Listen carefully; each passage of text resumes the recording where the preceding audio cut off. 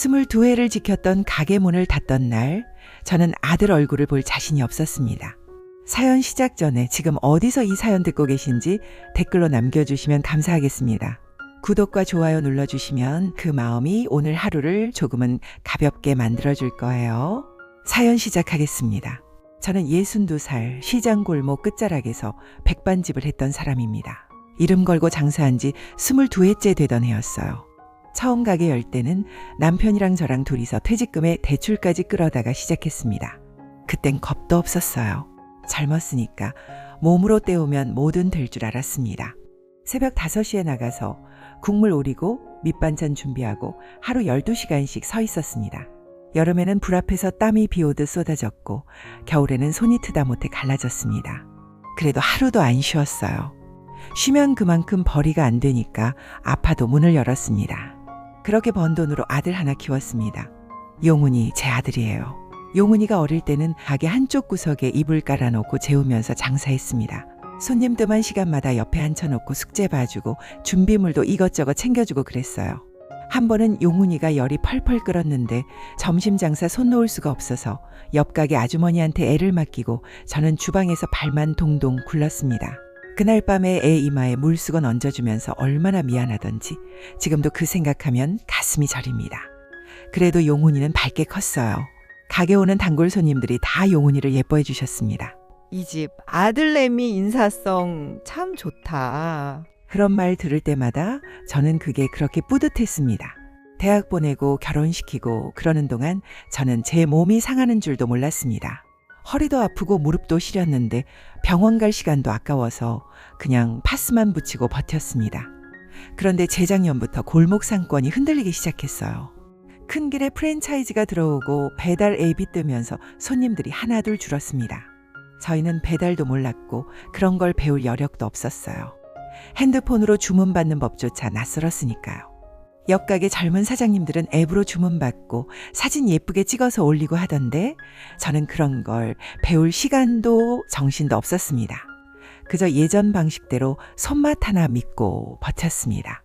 월세는 계속 오르는데 매출은 반토막이 났습니다. 건물주는 2해 연달아 월세를 올렸어요. 요즘 다들 이만큼은 받아요. 그 말 앞에서 저는 아무 말도 못했습니다. 그래도 버텼습니다.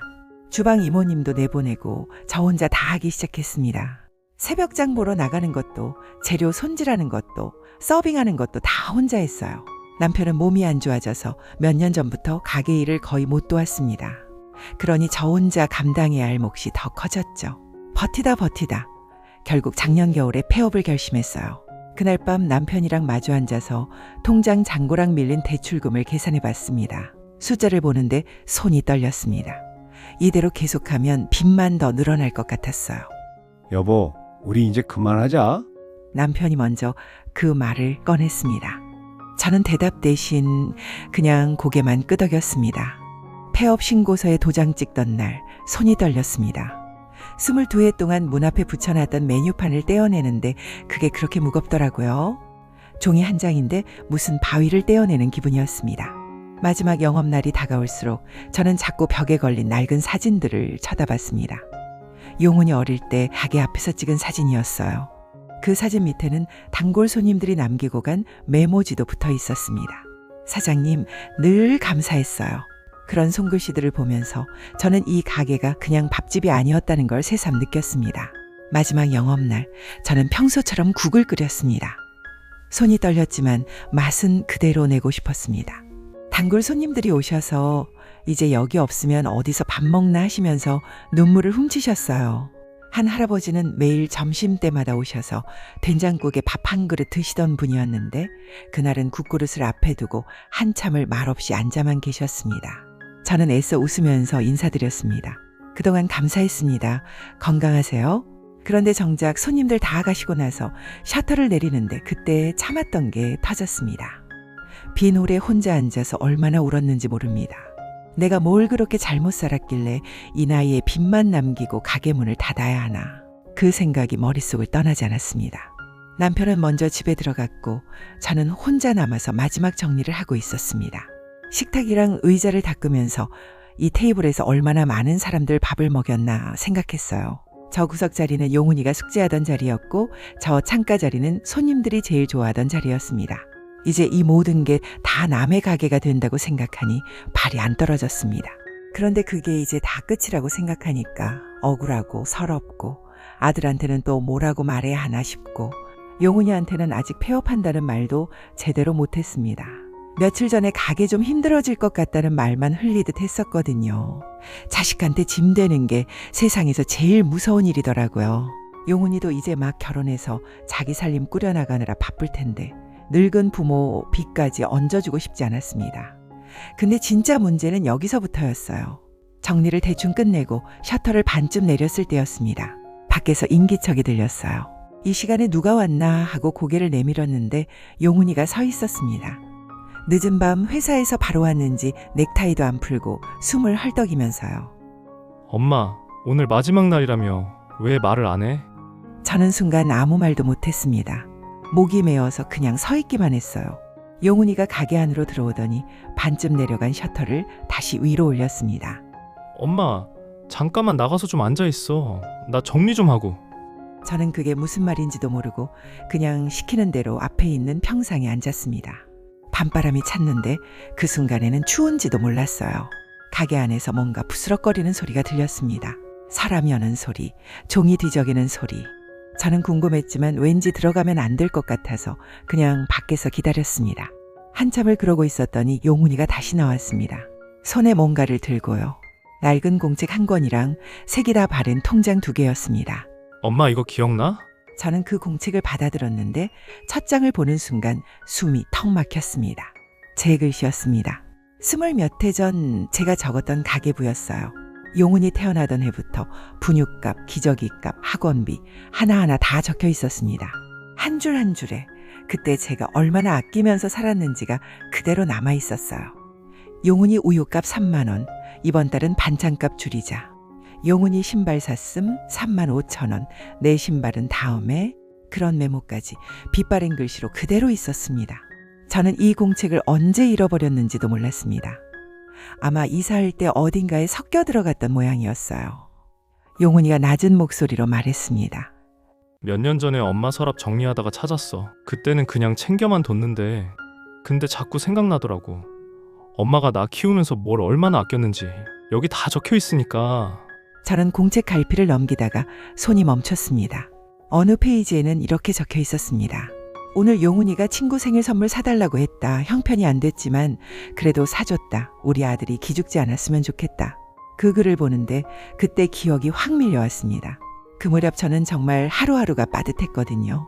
그런데도 아들 기죽는 게 싫어서 없는 살림에 이것저것 다 챙겨줬던 기억이 났습니다. 용훈이가 그 페이지를 손으로 짚으며 말했습니다. 나 이거 읽으면서 많이 울었어. 나는 그때 우리 집이 그렇게 힘든 줄도 몰랐거든. 그러더니 통장 2개를 제 손에 쥐어줬습니다. 엄마, 이거 하나는 적금 통장이고 하나는 예금 통장이야. 첫 월급 받고부터 매달 적금을 부었어. 그러다 만기가 되면 그 돈을 그대로 여기 예금 통장에 옮겨 넣었어. 그리고 다시 새 적금을 시작했어. 만기 되면 또 예금에 얹고. 그렇게 몇 년을 반복했어. 통장 2개를 펼쳐보니 적금 통장에는 이번 달에 새로 부은 돈이, 예금 통장에는 몇 해에 걸쳐 옮겨 담은 목돈이 차곡차곡 쌓여 있었습니다. 적지 않은 금액이었어요. 저는 이게 무슨 뜻인지 몰라서 용훈이를 쳐다봤습니다. 용훈이가 말했습니다. 엄마, 이거 가게 정리하는데 보태. 저는 손사래를 쳤습니다. 아니야, 이건 네 돈이잖아. 네가 얼마나 힘들게 모은 건데? 그런데 용훈이가 제 손을 꽉 잡으면서 이렇게 말했어요. 엄마 아빠가 나 키우느라 쏟은 청춘에 비하면 이건 아무것도 아니에요. 저는 그 말을 듣는데 다리에 힘이 풀렸습니다. 용훈이가 가계부를 손가락으로 짚으면서 말을 이었습니다. 나 이거 보면서 알았어. 엄마가 나 하나 키우려고 얼마나 많은 걸 포기했는지. 이 가게 실패한 거 아니야. 나 여기서 다 컸잖아. 저는 아무 말도 할 수 없었습니다. 가슴속에서 뭔가가 무너지는 것 같기도 하고 동시에 채워지는 것 같기도 했습니다. 빚을 다 갚지도 못하고 가게를 정리해야 한다는 게 그렇게 실패처럼 느껴졌습니다. 이 나이에 자식한테 짐이 될까봐 그게 제일 무서웠어요. 그런데 그날 밤 용훈이가 건넨 낡은 공책과 통장을 보면서 저는 처음으로 다르게 생각하게 됐습니다. 이 가게는 실패가 아니었습니다. 이 가게에서 저는 한 사람을 이만큼 키워냈던 거예요. 용훈이가 말했습니다. 엄마, 이제 좀 쉬어도 돼. 나 이제 다 컸잖아. 저는 그 자리에서 아이처럼 울었습니다. 22해 동안 참아왔던 눈물이었어요. 용훈이도 옆에서 같이 눈물을 훔쳤습니다. 한참을 그렇게 울다가 용훈이가 웃으며 말했습니다.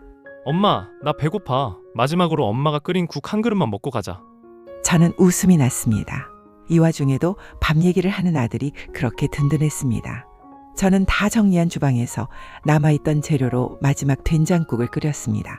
용훈이는 그 국을 한술 뜨더니 어릴 때처럼 환하게 웃었습니다. 역시 엄마 손맛은 어디 안 가.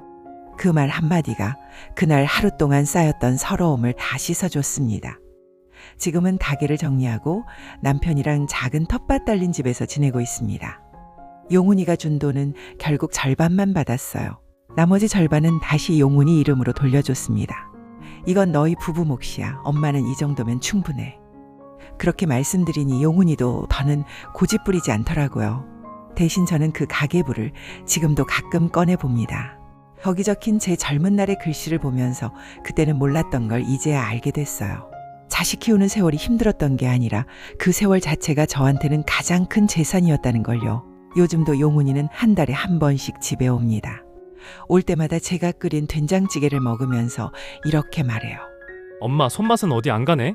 얼마 전에는 용훈이가 작은 노트북을 하나 들고 와서 저한테 이것저것 가르쳐 줬습니다. 엄마, 요즘 이런 것도 있어. 나중에 심심하면 배워봐. 동네 문화센터에서 하는 요리 강좌 이야기였어요. 저는 웃으면서 알겠다고 했습니다.